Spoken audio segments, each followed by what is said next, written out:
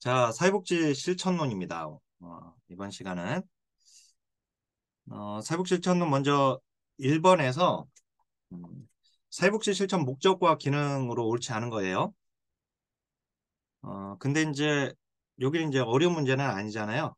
근데 여기서 뭐 사회정의 증진, 그다음에 삶의 질 증진, 클라이언트 가능성과 잠재력 개발, 개인과 사회 간의 상호유익한 관계 증진. 그러니까 여기 목적으로만 물어보지 않고 기능이랑 같이 물어봤잖아요. 그죠? 그래서 이제 5번이 옳지 않죠. 여기하고 여기를 바꿨어요.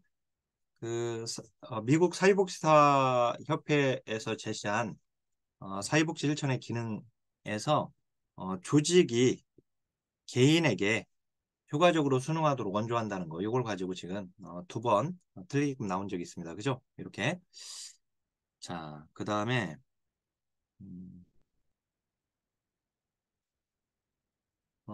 지금 여기 실천론 1장에 해당되는 부분이거든요. 지금 테마 1번, 2번, 3번이. 근데 이제 이번 21회 시험에서 제 1장에서 지금 여기 실천 분류하고 수준 분류하고 그 다음에 이념에서 문제가 한 문제씩 나와서 두 문제가 출제가 되었어요. 그죠? 자, 일단 미시, 그 다음 중시, 거시 이렇게 나왔는데 미시적 실천이 이제 직접 실천이죠. 그 다음에 이제 거시적 실천이 간접 실천이라고 했었습니다. 그죠? 자, 모금 활동은 얘는 거시적 실천입니다. 얘는 거시. 후원자 개발 관리도 얘도 거시적 실천이에요. 그 다음에 이제 사회기술 훈련 제공. 이건 이제 이렇게 되면 클라이언트와 면대면, 대면해야 하기 때문에 이건 미시적 실천이 되죠. 클라이언트와 직접 대면해가지고 이루어지는 실천은 얘가 그래서 미시적 실천입니다. 그 다음에 급여 대상자를 사후 관리하려면 급여 대상자를 만나야 하잖아요. 그죠? 사후 세션, 사후 관리, 그리고 그다음 이제 이것도 미시적 실천이 되죠. 그죠? 네, 정책 분석과 평가 얘가 거시적 실천이에요. 이 중시적 실천은 가족, 집단, 특히 이제 자주 집단, 뭐 치료 집단, 이게 이제 중시적 실천인 것 좀 기억하고 계시고요. 그 다음에 여기 이념입니다. 이념은 나올 가능성이 있는 겁니다. 요거. 당연히 그 테마 2번하고 지금 테마 3번은 둘 다 비중이 높은 거예요. 자, 여기 이념에서 사회 진화론에 근거한 사회복 실천은 인보관 활동에서 찾는 게 아니죠. 사회 진화론은 사회 통제적 측면의 봉사활동에 영향을 미친 거죠. 그죠? 사회 통제적 봉사활동인데 이 사회 통제적 봉사활동으로 이루어지는 것이 COS, 즉 자선조직협회입니다. 자선조직협회에서는 가치 있는 빈민과 가치 없는 빈민으로 나눠서 오로지 가치 있는 빈민에게만 원조를 제공하려고 했어요. 그래서 모든 빈민을 원조 대상으로 삼는다고 하면 틀리죠. 자선조직협회에서는. 그죠? 어떻든 이제 인보관 활동이라고 하면 틀립니다. 그래서 1번이 옳지 않고요. 자, 다양화 경향은 다양한 계층과 문제를 인정하는 계기도 되었고 또 하나 이제 여기서 다양화 경향에서 반드시 알아야 할 것은 얘가 개별화에도 영향을 줬죠. 개별화에도 영향을 줬다는 거. 우리가 이제 개별화는 개인주의가 개별화에 영향을 줬는데 개별화 사상에 그렇지만 여기 다양화 경향도 개별화에 영향을 줬다라고 하는 거 같이 알고 계시고요. 그다음 이제 우회 방문자들은 취약계층에게 인도주의적 서비스, 즉 인도주의 나왔네요. 인도주의 박애 사상은 자선조직협회 주축이었던 여기 우회 방문자들의 사상이었습니다. 그죠? 자, 그리고 이제 인도주의 박애 사상은 무조건적 봉사였죠. 그죠? 민주주의가 이제 선택적 봉사였던 거 그거 기억하시고요. 다시. 자, 그다음에 시민의식의 확산으로 주는 자 중심에서 받는 자 중심으로 서비스가 전환이 된 건 맞고 그다음에 개인주의 사상은 엄격한 자격 요건 하에서 최소한의 서비스만 제공하는 경향을 낳기도 했다. 그죠? 이 개인주의는 개인의 자유와 자율성과 독립성과 프라이버시를 최대한 존중하고 그걸 존중해 줬으니까 그에 대한 책임을 그 개인한테 묻는 것이라고 했었어요. 그죠? 이게 그 정책론에서 개인주의 집합주의 할 때 그 개인주의에 이게 알았죠? 근데 이 개인주의 사상은 좋게 말하면 얘가 이제 개인의 권리를 존중하게 해줬다는 측면이고 좋게 영향을 끼친 거 개별화 사상에도 영향을 줬죠, 얘가. 그죠? 근데 나쁘게 말하면 이제 빈곤의 책임을 개인한테 돌렸다라고 하는 거. 그래서 수혜 자격의 축소를 가져왔다는 거. 그 엄격한 자격 요건에서 최소한의 서비스만 제공하는 열등처우의 원칙을 낳게 됐다라고 하는 것이 이제 개인주의 사상입니다. 자, 그 다음에 윤리강령 문제인데요. 혹시라도 지금 이 강의를 들으시는 우리 선생님들 중에서 이 윤리강령 문제 그 프라임 법학원에 보면은 한강자로 제가 녹화한 게 있어요. 그 자료도 제공을 했거든요. 이게 올해 2023년 4월 11일 날 이게 5차 개정되었어요. 우리나라 윤리강령은 1982년에 제정이 되었죠. 공포는 88년이라고 했어요. 근데 82년 제정상 82년하고 88년은 연도가 21년간 시험에 나온 적이 없어요. 뭐 윤리강령 제정 연도를 물어본 시험이 없었어요. 공포를 물어본 시험도 없었고 따라서 뭐 2차, 3차, 4차 그 제정 연도를 알 필요도 없어요. 그거 나온 적도 없어요. 그런 것들. 아셨죠? 어, 그 대신에 이제 그 우리 3차 개정이었을 때 가장 최근에 개정된 것은 언제인가? 그러니까 그 가장 윤리강령이 가장 최근에 개정된 건 2000년대 중반이다. 뭐 이런 식의 2000년대다. 뭐 이렇게 나온 게 있거든요. 그때 2003년이 3차 개정이었거든요. 근데 이제 어떻든 그 연도는 외우지 마시고 그러니까 최근에 개정된 거 이런 식으로 문제가 나왔었는데 윤리강령 이제 이번에 개정됐으니까 그죠? 2023년 연도는 그러니까 중요하지 않다 이거고 만약에 외울 거면 이제 그 재정연도하고 공포연도인데 그건 어떻든 나오지는 않았습니다. 근데 윤리강령 이제 내용으로 해당하지 않는 거 이런 식으로 문제가 나와요 보면. 자, 이 15회 때 나온 거를 제가 윤리강령 조문 현재 조문으로 바꾼 거예요. 알았죠? 바꿔놓은 겁니다 지금. 자, 지금 1번 윤리강령 조문 있어요. 그 다음에 2번도 있어요. 3번도 있고 4번도 있습니다. 아셨죠? 다 있는 거고 자, 근데 우리가 지금 개정된 윤리강령에서는 옛날에는 이렇게 성관계 하면 안 된다. 이런 식으로만 그 윤리강령이 있었거든요. 근데 이번에 이제 개정되면서 어떠한 상황에서 클라이언트와 사전 금전 거래도 하지 말고 성적 관계 등 부적절한 행동하지 말라고 이렇게 법률이 이게 윤리강령이 개정됐거든요. 개정 조문을 제가 바꿔놓은 거고. 근데 이제 여기입니다. 그 5번이 옳지 않아요. 자, 옛날에는 윤리강령, 윤리기준 6장. 옛날에 개정되기 전에는 윤리기준 6장 46개 조문이었거든요. 근데 이제 얘가 윤리기준 한 장이 삭제됐어요. 그래서 윤리기준 5장 69개 조문으로 바뀌었어요. 그래서 조문도 늘어났고 장은 하나로 줄어들었죠. 개정되면서. 사회복지윤리위원회가 빠졌거든요. 그래서 이제 이거는 만약에 시간이 되시는 선생님들은 반드시 한번 강의 들어야 합니다. 그 한강을. 아셨죠? 핵심 가치 두 가지죠? 뭐예요? 인간의 존엄성, 사회 정의. 그거 좀 기억하시면서 지금 여기가 잘못됐어요. 시공구에 보고한다라고 하는 부분 여기가 틀렸습니다. 네. 윤리강령 조문은 일단은 눈으로 익히는 게 중요해요. 나왔던 조문들을. 그래서 제가 그 족집게 벼락치기 내 책에다가는 그 나왔던 조문들을 다 색깔 표시를 다 했습니다. 당연히 그 무료강의도 다 그 자료에도 다 나왔던 조문들 표기 기초 표기 해놨으니까 나왔던 조문들 위주로 먼저 또 공부를 하시면 좋겠습니다. 자, 그다음에 윤리강령 조문은 나올 가능성이 높아요. 이제 개정됐으니까. 아셨죠? 올해는 안 냈거든요. 근데 내년에는 나올 가능성이 있단 말이에요. 그래서 좀 알고 계시고. 그럼 이제 64번 보겠습니다. 사회복사의 가치 갈등이나 윤리적 딜레마에 관한 설명을 옳지 않은 것인데, 자, 윤리 기준은 지속적으로 변화됩니다. 그죠? 이번에 개정되면서 또 바뀌었잖아요. 우리나라 윤리 기준도 바뀌었어요, 지금. 그렇죠? 개정되면서 이번에. 자, 그다음에 가치 갈등에 대응하는 첫 단계는 자, 가치 갈등의 존재를 인식하는 것이고, 맞습니다. 그 다음에 이제 윤리적 결정의 결과의 모호성이 나왔네요. 결과의 모호성은 입양의 대표적이죠. 클라이언트 대신에 우리 사회복사가 대신 결정해 주는데 이게 과연 이 클라이언트에게 최선의 결정이었느냐 그 결과에 대해서 모르기 때문에 그래서 이제 결과의 모호성, 윤리적 딜레마가 발생한다. 그죠? 자, 기관의 목표. 기관의 목표가 나오잖아요. 그러면 이건 기관의 결정이에요. 그러니까 기관의 결정에 따를 것인가 클라이언트의 요구에 따를 것인가. 이렇게 이제 기관의 결정과 기관의 목표와 클라이언트의 이익으로 상충되는 것은 가치 상충이 아니라 의무 상충이죠. 그죠? 기관에 따를 의무. 그래서 이제 기관의 결정을 따라갈 것인가 그렇지 않으면 클라이언트의 요구에 더 우선할 것인가? 요겁니다. 그래서 이건 가치상충이라고 하지 않고 의무상충입니다. 그래서 4번이 옳지 않아요. 자, 윤리적 결정을 위해 로엔버그와 돌고프의 일반 결정 모델을 활용할 수 있다. 이렇게 되어 있잖아요.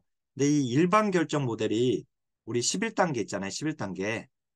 요거 다음에 나온 거 11단계 순서 물어봤죠? 그게 지금 일반 결정 모델이었어요. 그러니까 지금 사실 얘 17회 때 한 줄로 내고 나서 얘를 그냥 아예 한 문제로 내버렸잖아요. 나중에. 그죠? 이렇게 들러리로 한번 한 줄로 냈다가 우리가 오르지 않은 건 로엔버그와 돌고프의 윤리 원칙이었는데 그것만 나왔었잖아요. 그죠? 근데 이제 17회 때 이렇게 한 줄을 이렇게 내더니 단서를 한번 내더니 여기서 결국 11단계 물어봐 버렸잖아요. 결국은. 그죠? 예. 저는 이렇게 기출문제 분석을 하다 보면은 시험 문제가 이렇게 새롭게 나오잖아요. 이제 내년 또 시험 끝나면 내년엔 바로 빨리 분석해가지고 빨리 책을 좀 빨리 내려고 하고 있거든요. 근데 이제 하다 보면 이렇게, 지난번에는 한 줄로 내더니 이번에 아예 문제로 내버렸네. 이런 것들이 눈에 보여요. 보면. 근데 이제 그것 중에 하나고. 자, 그다음에 이제 테마 이제 6번입니다.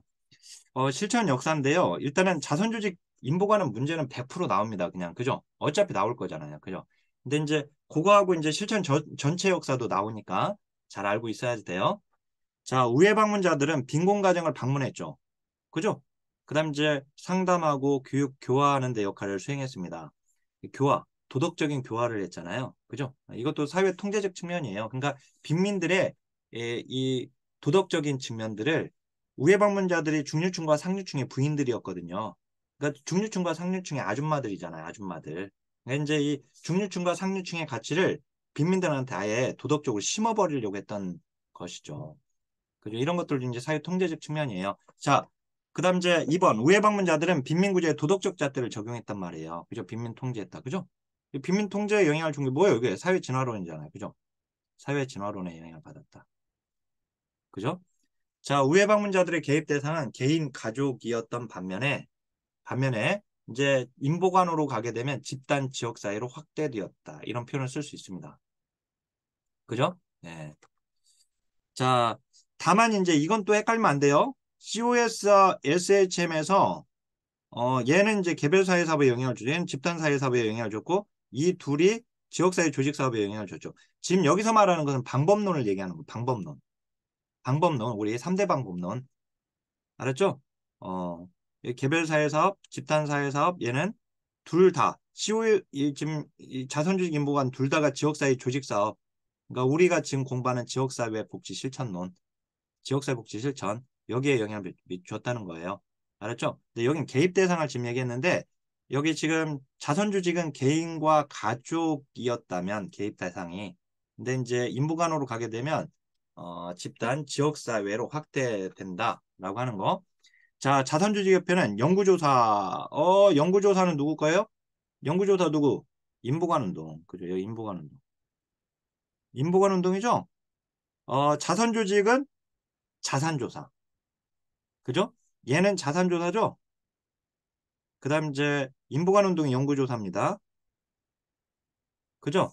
그러니까 이제 왜 COS 즉 자산조직협회에서 자산조사인 이유는 뭐예요? 가치 있는 빈민과 가치 없는 빈민으로 나눴잖아요. 그래서 이제 진짜 이 사람이 구제할 만한 가치가 있는지 봤던 거. 그래서 자산조사한 거예요. 지금의 공공부주에. 알았죠? 자산조직 진짜 가난한지 아닌지. 그죠? 그래서 이제 연구조사, 그다음에 사회제도 개혁, 즉 사회개혁. 이렇게 되면 인보관 운동입니다. 인보관 운동이 연구조사를 통해 사회제도를 개혁. 그죠? 4번이 옳지 않아요. 자, 인보관 운동, 빈곤의 원인을 산업화 결과로 봤다. 그죠? 어, 환경으로 본 거죠? 인보관 운동 개인으로 보게 되고, 아니, 자선조직은 개인한테 원인을 두었고, 그죠? 자, 다시 한 문제.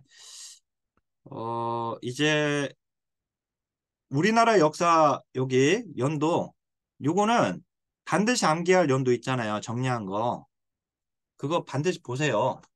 아직 안 보신 선생님들은 그걸 보세요. 그걸 반드시 족집게 벼락치기 강의를 들으신 선생님들도 반드시 암기해야 할 한국 연도편, 그다음에 외국편 그거 반드시 그거 활용하세요. 정리 잘 되어 있으니까. 그다음 이제 유튜브에 강의 보시면서 자 한국의 사회복지 실천 역사에 관한 설명을 옳은 것은 자 사회복지 전문요원 언제입니까? 1987년. 오 그냥 나와버렸네요. 7급 별정직이었죠? 별정직이었습니다. 별정직. 알았죠? 별정직. 자, 그다음에 1급 국가시험제도는요. 1급 국가시험제도가 도입된 건 언제예요? 법으로 도입된 건 언제예요? 법으로 규정된 거? 1997년이죠. 그죠? 그다음 이제 얘가 이제 1급 시험이 시행된 것은 2003년이죠? 그죠? 2003년이에요. 2003년. 그래서 이제 여기 2000년에 시행된 게 아니라 그죠? 시행된 건 2003년. 제1회 시험. 벌써 21년이나 됐어요. 벌써 21년. 우리 시험이 그 작년에는요. 어떤 선생님이 있었냐면 제 강의 그 총신대 특강에 오셨던 선생님인가? 어떻든 이제 오신 선생님이 있어요. 그 수업을 받았던 오프라인 학원에 와서 이제 수업을 받았는지 모르겠는데 오신 선생님 중에서 그 우리 문제 중에 뭐 그 소방굴 탐사 뭐 그 관련된 문제가 있었어요. 그 사건 실제 있었던 사건이었는데 그 사건을 가지고 문제를 낸 게 있었거든요. 위기게임 모델에서. 근데 그 당시 초등학생이었던 그래서 이제는 이제 사회복지학과를 졸업한 거예요. 그 친구가 벌써 커가지고 그 학생이 어렸던 학생이 그 사건과 관련됐던 학생이 그래서 그 그래서 저한테 그 문제를 좀 빼달라라고 해가지고 어 제가 제 문제에서는 지금 빠져 있습니다. 기출 문제에서 그 문제를 뺐거든요. 제가 좀 요구를 해서 벌써 시간이 이렇게 많이 흘렀어요. 지금 21년이나 이렇게 지났으니까. 예, 자 여기 보면 이제 2002년부터 노인 장기요양보험제도가 실시되었다. 자, 노인 장기요양보험제도. 노인 장기요양보험법 2007년이죠? 2007년 제정돼서 2008년에 시행됐죠? 2008년 실시되었죠? 그죠? 제정은 2007년이고. 자, 한국 외원단체 카바 언제요? 카바는 외국 민간원조 한국연합회입니다. 공공원조가 아니라. 그 다음 이제 이 카바는 1952년 부산에서 결성되었죠? 52년이. 대화여자관 1921년. 그죠? 반열방은 21년간 시험에 안 나왔어요. 1906년 반열방은. 근데 이제 태화여자관은 이렇게 시험에 몇 차례 나왔고요. 네.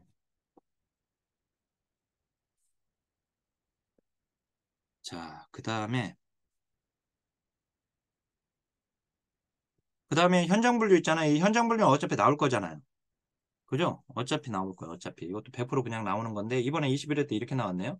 올해 21회 문제는 이건 쉽게 나온 거예요. 이렇게 하면. 물론 이제 우리 문제가 뭐 1차, 그다음에 간접 서비스 기관, 그다음에 이제 생활 시설 뭐 이 세 가지가 바로 이렇게 짝지어진 거. 이렇게 이런 식으로 물어보는 것들이 좀 어렵게 문제를 내는 건데 요거는 간단하잖아요.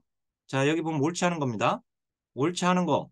자, 1차 현장은 1차 기관이라고 해도 현장 기관으로 해도 맞습니다. 자, 예를 들어서 여기를 자, 다시 한번 1차 기관 그 다음에 2차 현장은 2차 기관이라고 해도 맞아요. 알았죠? 이게 이제 공무원 사회복지학개론에서는 이게 1차 현장, 2차 현장으로 나오지 않고 1차 기관, 2차 기관 이런 식으로 문제가 나온 적이 있습니다. 자, 근데 1차는 얘는 맞죠? 종합병원에 이제 2차가 맞죠?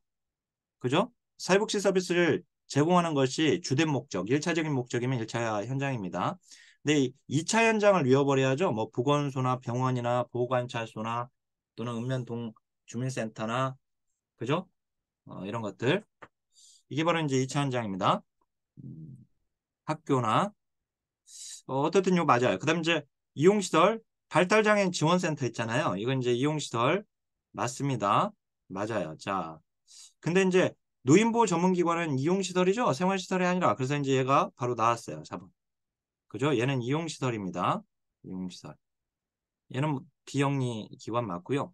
음. 자, 우리 사회복지 공동모금회는 우리 사회복지 공동모금회법에서 보게 되면 사회복지 법인으로 한다라고 되어 있어요. 사회복지 공동모금회는 사회복지 법인으로 한다. 알았죠? 그러니까 이제 비영리죠. 그러니까. 그 다음에 여기 사회복사 역할 지금은 이런 식으로 안 나옵니다. 이건 너무 간단하잖아요. 이런 식의 문제는. 이제 다만 이제 요거는 지금 사례관리 쪽에 주로 나와요. 지금은 제 강의 중에 말씀드렸죠.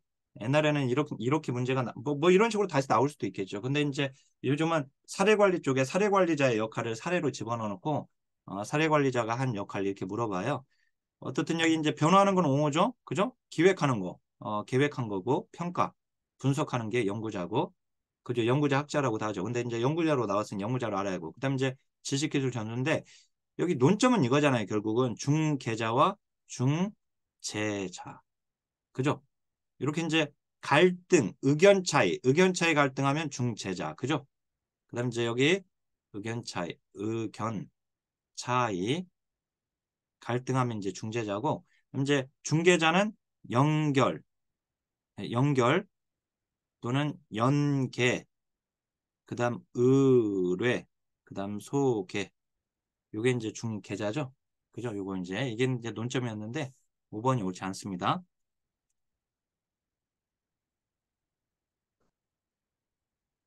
확실히 실천론은 이렇게 부담이 확 줄죠. 그죠? 뭐 부담 주는 과목도 있어야지 이렇게. 그죠? 자, 여기 보면 이제 컴퓨터과 갤러리의 육체계인데요. 육체계를 뭐라고 한다고 그랬죠? 얘를 문제 해결 모델. 그죠? 얘가 문제 해결 모델. 문제 해결 모델은 펄만 건데, 그죠? 펄만 것이 맞긴 한데, 펄만의 문제 해결 모델을 더 발전시킨 것이 컴퓨터과 갤러웨이고, 이 컴퓨터과 갤러웨이 육체계 모델을 신 문제 해결 모델, 여기다 신자를 붙이기도 해요. 그러니까 신을 붙이는 이유는 이제 펄만의 문제 해결 모델과 그 구분하기 위해서 신 문제 해결 모델이라고 하고, 근데 이제 사람 이름이 붙으면 굳이 신자를 안 붙여도 되잖아요. 이게 컴퓨터과 갤러웨이 거를 아니까. 이제 그래서 문제 해결 모델이 나오면 그거는 펄만의 문제 해결 모델과 컴퓨터과 갤러리의 문제 해결 모델이 같이 들어가 있는 거예요, 결국은. 그렇죠?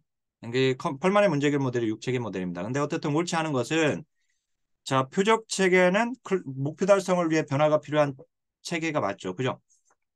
일단 컴퓨터과 갤러리는 핑커스와 미란의 사체계를 포함하고 있는 거잖아요. 포함하고 더 있는 거죠. 두 개가 더. 그죠? 전문 체계, 즉 전문가 체계와 그다음에 문제인식 체계. 그 문제인식 체계를 의뢰응답 체계라고 하죠. 그리고 의뢰응답 체계는 둘로 나뉘어서 의뢰 체계와 응답 체계로 나뉘죠. 그죠? 그래서 이제 이거 맞습니다. 클라이언트 체계는 나 좀 도와주세요 하는 사람의 클라이언트 체계잖아요. 그 서비스나 도움을 필요로 하는 체계. 그죠? 맞아요. 변화매개 체계는 사회복지사죠. 사회복지사와 사회복지사를 고용하고 있는 조직이나 기관. 그죠? 목표 달성을 위해 사회복지사가 상호작용하고 있는 체계는 행동체계죠. 행동체계. 여기는 행동체계. 그죠? 자, 전문가 체계는 교육 체계, 그 다음에 전문가 단체인데 협회, 학회. 그죠? 협회나 학회. 이번에 21회 시험에서는 사회복지사협회가 나왔던가요? 그죠? 그게 이제 전문가 체계, 전문 체계. 여기 전문가 체계는 전문 체계라고도 합니다. 가짜를 빼고. 알았죠? 그다음에 의뢰응답 체계는 서비스를 요청한 체계. 서비스를 요청한 게 누구예요? 의뢰. 그죠? 그다음에 그 요청으로 기관에 오게 된 체계. 응답. 그죠? 이렇게 나뉘어지는 거죠. 그죠? 본래는 의뢰체계 여기 지금 컴퓨터와 갤러리의 의뢰체계는요. 서비스를 요청한 거니까 서비스를 나 좀 도와주세요 하면 본래는 클라이언트 체계거든요. 핑커스와 미나에서는. 그죠? 핑커스와 미나에서는 나 좀 도와주세요 하면 그 사람이 클라이언트 체계예요. 근데 이제 그 여기서는 이제 서비스를 요청한 것이 의뢰체계인 것은 비자발적인 경우 강제로 보내어지는 그런 경우죠. 이제 법원 예를 들어서 법원 법원의 결정에 의해서 사회복지기관으로 오게 된 비행청소년. 비행청소년. 그러면 이제 법원은 서비스를 요청한 의뢰체계. 그 다음에 보내어진 비행청소년은 응답체계가 되는 거예요. 알았죠? 여기까지. 그 다음에 이제 강점 관점은 여기가 테마가 지금 하나잖아요. 근데 사실 문제는 실제 문제에서는 우리 시험에 보통 한 세네 문제 나와요.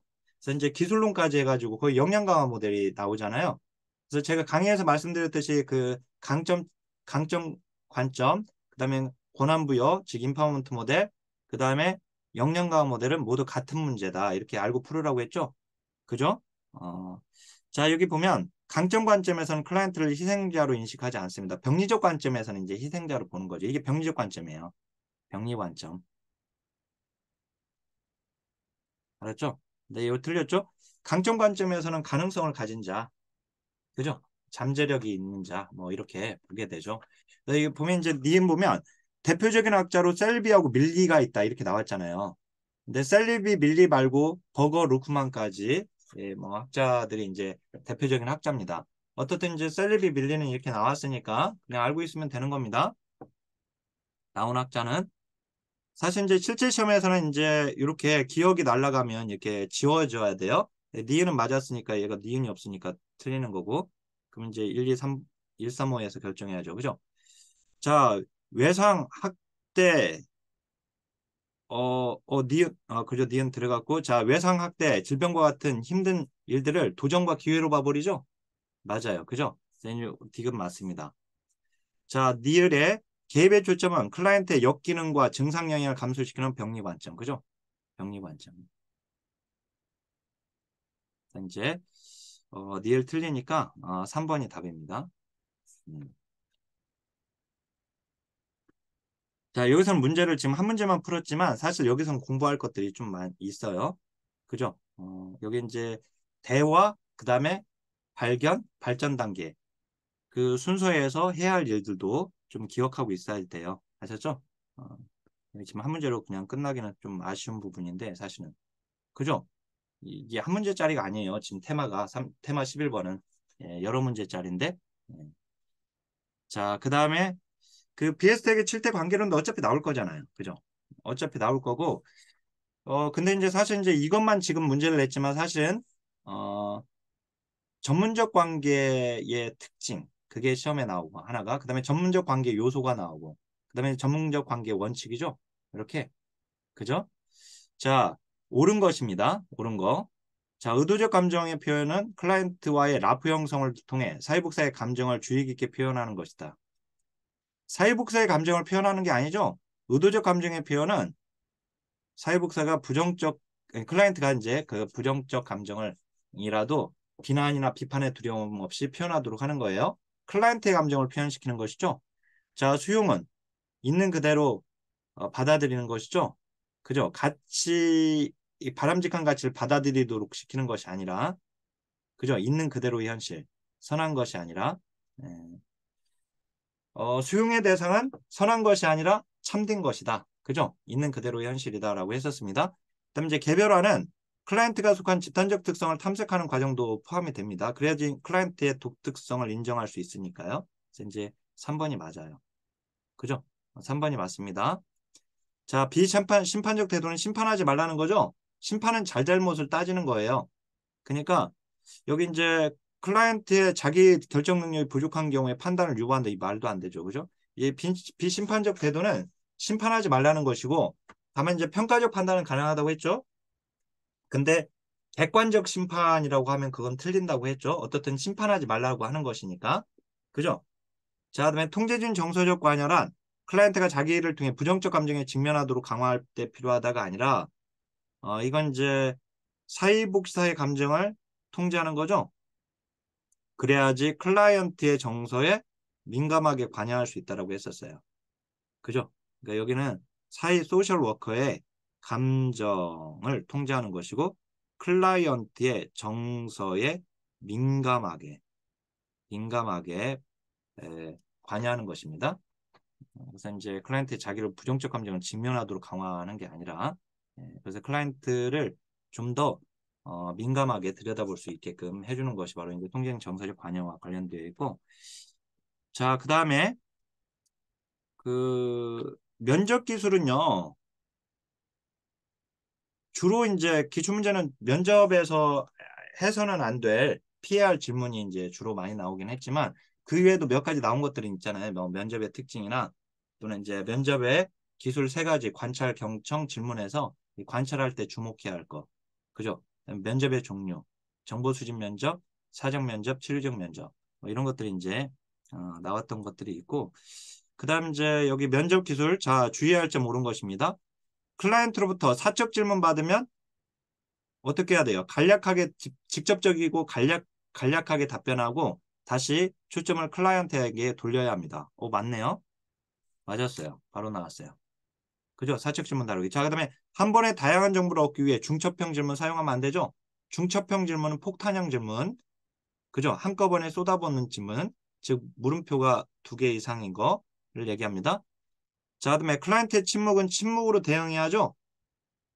침묵은 저항이므로 힘들더라도 침묵은 저항 중에 저항의 일종이기도 해요. 그죠? 그건 맞긴 한데 그렇더라고 그렇 그렇다고 이렇게 힘들더라도 대화를 지속하도록 촉구한다면 말이 안 되죠. 그죠?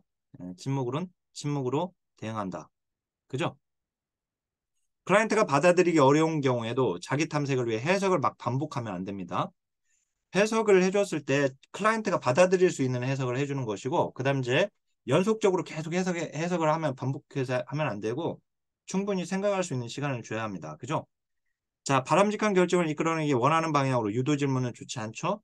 그 다음 이제 왜라고 하면 또 좋지 않죠? 그죠? 왜, 뭐한 질문 또 좋지 않고, 이제 답은 1번입니다. 자, 그 다음에 이제 과정론이잖아요. 이 과정론은 챕터가 5개예요, 본래. 챕터가 5개인데, 저는 이제 이걸 한 표로 나눴잖아요. 그냥 한 표에다 그냥 다 정리했죠. 근데 주로 접수 단계하고 종결 단계는 과제를 물어봐요. 과제를. 문제 보면 그래요. 거의 뭐 과제예요. 과제를 물어. 그 단계에서 해야 할 과제. 그래서 이렇게 이게 대표적인 문제였다. 접수 단계 과제. 참여 유도. 맞죠? 문제 확인. 확인이죠? 얘하고 구분해야 할 게 뭐예요? 문제를 발견하는 거. 문제 발견. 다시 한번 문제 우리 시험에 이제 형성으로 나왔으니까 문제 형성, 문제 규정을 얘기합니다. 그죠? 얘는 어디? 얘는 사정 단계. 이거 구분해야죠? 문제 확인 여기는. 요구나 문제를 확인. 자, 서비스의 효율성과 효과성을 측정한다. 뭐예요, 이거? 효율성, 효과성 나오면 무조건 뭐예요? 효율성, 효과성 뭐? 총괄평가. 그죠? 총괄평가는 어디서? 끝나고 나서 종결. 그죠? 평가 종결에서 해. 평가 종결. 평가 종결에서. 알았죠? 그래서 이제 3번이 옳지 않고요.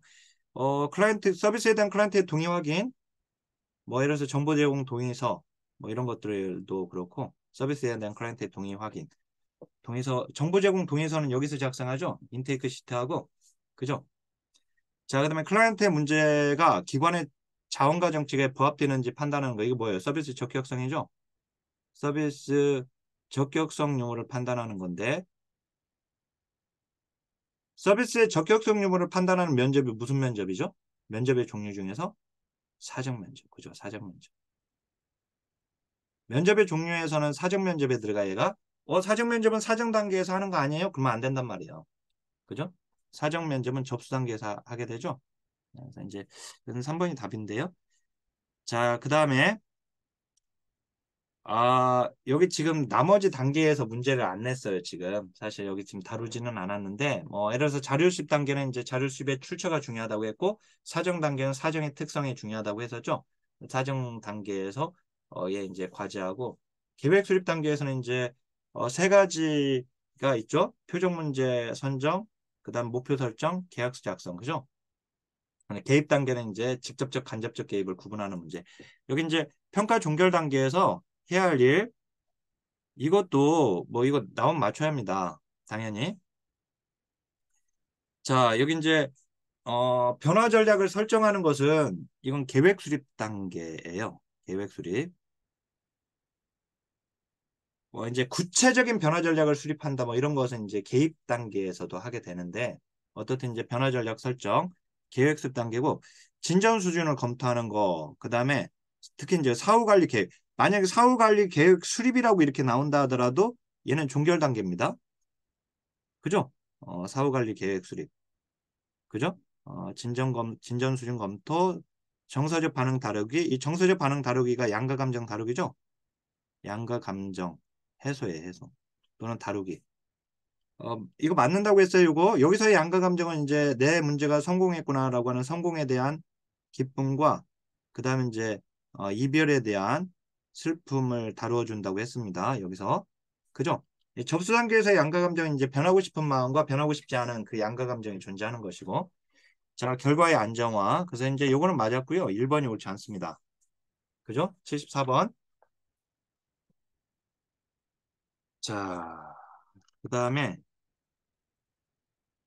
바로 사례 관리로 넘어와 버렸어요. 이제 사례 관리. 자, 사례 관리의 특성인데요. 사례 관리는 문제가 보통 세 문제예요.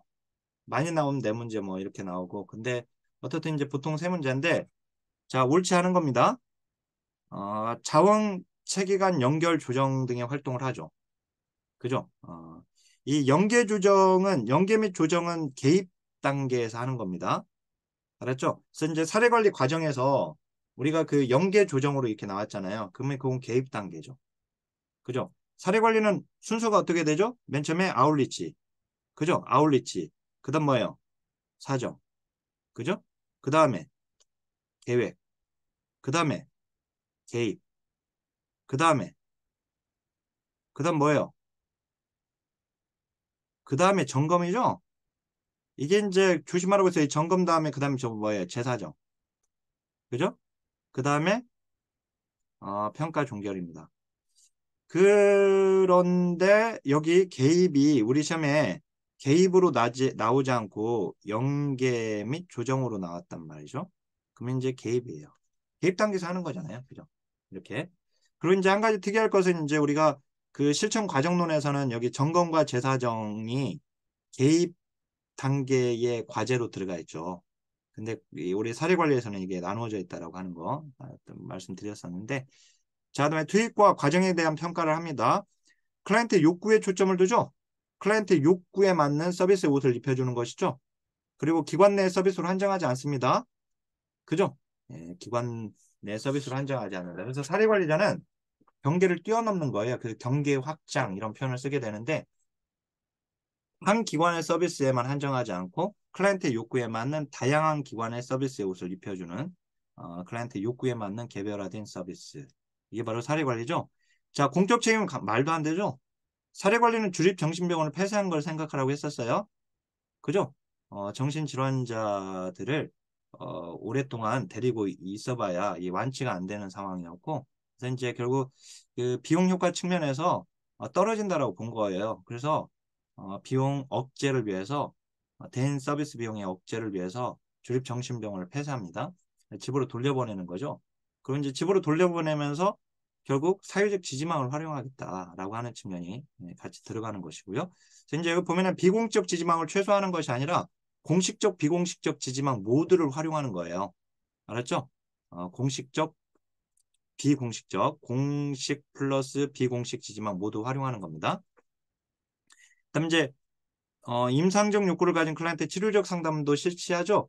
이거 조심하라고 했던 것은 제가 사례 관리의 특징 중에 하나가 문제 해결과 치료보다는 욕구 충족과 보호 관리에 더 중점이 있다.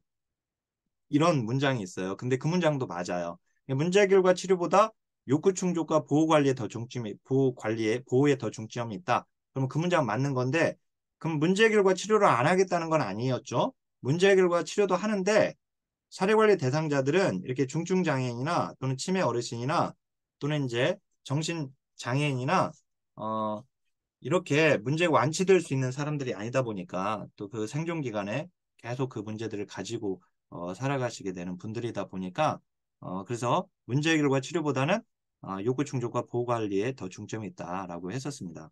근데 여기 치료적 상담을 그렇다고 실시하지 않는다 그러면 안 된단 말이에요.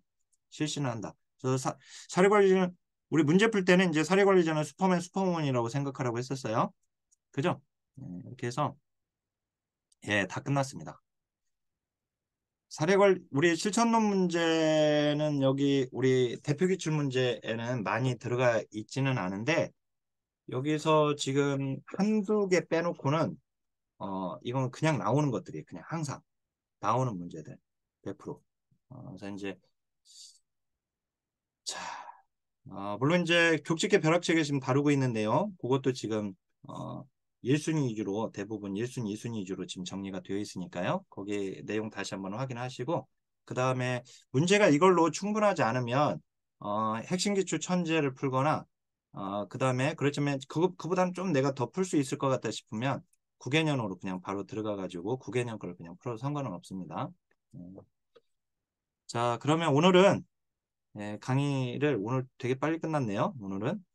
오늘은 여기서 끝내고 내일 있죠. 바로 내일 이제 실천 기술로는 내일 그다음에 모레 지역사회복지론 강의 진행하도록 하겠습니다. 예. 그러면 지금 상태에서 파이팅하고 강의 마칠게요. 자, 여기 이제 공유 중지하면 우리 선생님들이 딱 명단이 다 떠버리니까 그냥 여기서 파이팅하고 그 다음에 공유 중지하고 그 다음에 그러니까 전 이게 뭐야 녹화 종료하고 강의 마치겠습니다. 자, 건강 그 잘 관리하시면서 자신감 잃지 마세요. 120점만 넘기면 돼요. 그러니까 다른 사람이 어떻게 공부하든 그건 아무 상관도 없어요. 어, 그뭐 많은 책을 봤거나 어떻든 그게 중요한 게 아니라 결국은 이제 120점만 넘기고 오면 되는 거예요. 그러니까 내가 지금 현재 몇 점짜리인지는 모르겠지만 내가 지금 상태에서 시험을 봤을 때 몇 점이 나올지는 모르겠죠. 모르겠지만 그렇지만 어떻든 남은 기간 동안에 점수를 내가 맞출 수 있는 부분을 넓힌다 생각하세요. 아셨죠? 이건 희망 고문이 아니에요. 뭐 당연히 땅 떠먹기로 해 나가는 거예요. 그래서 120점만 넘기고 오면 되니까 자신감 잃지 마세요.